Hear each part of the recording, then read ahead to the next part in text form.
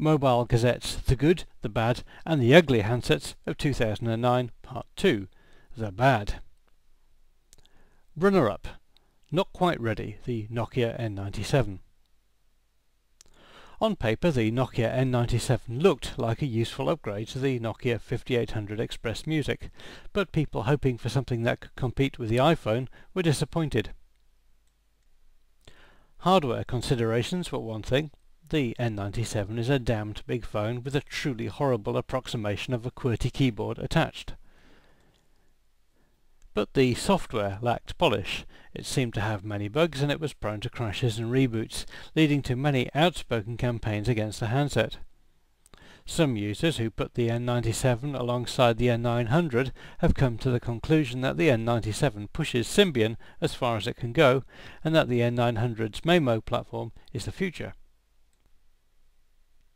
Nokia did fix a lot of software issues with the Nokia N97 Mini, which also shrank the phone down a little to make it more pocket-friendly. And since the new software is also available for the original N97, then things do seem to be improving. Lost and found, the Garmin Asus Nuviphone G60. Hitting the market more than a year later than planned, the Garmin Asus Nuviphone G60 seemed to be an exercise in grim determination rather than business sense. The G60 looked interesting when it was first announced back in February 2008, but by the time it hit the shops in October 2009, it was largely irrelevant. Lateness wasn't the only problem with the G60. The main one was that this appears to be a satellite navigation device that can also make phone calls, rather than a smartphone that can also do navigation. A poor user interface and lackluster applications have led to a panning by reviewers, and high prices have meant that the G60 has been a massive sales flop. The worst phone of 2009? The Sony Ericsson W705. Sony Ericsson have had a miserable year of collapsing sales and ballooning losses, and in our view this is not at all surprising.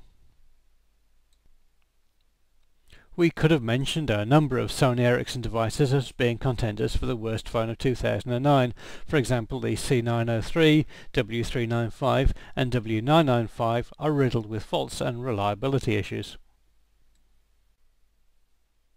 But the worst of them all is, we feel, the Sony Ericsson W705, announced at the end of November 2008 and hitting the market in 2009.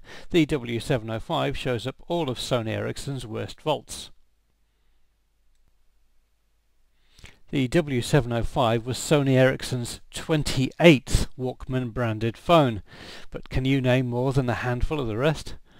By the time the very last Walkman phone was announced, Sony Ericsson had managed to pretty much destroy all the added value of the Walkman name, and there's nothing really special about this phone at all.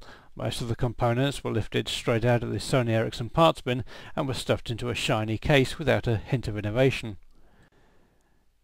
Perhaps as an attempt to make the W705 interesting, Sony Ericsson also made it to be incredibly unreliable. Faults included dead screens, loss of connectivity, system freezes, vanishing data and battery failures. Recently, Sony Ericsson seems to have addressed many of the faults in design and reliability that the W705 had with a range of improved devices, but many consumers will never want to own a Sony Ericsson again. So, for all of these reasons, we feel that the Sony Ericsson W705 deserves the title of the worst handset of 2009.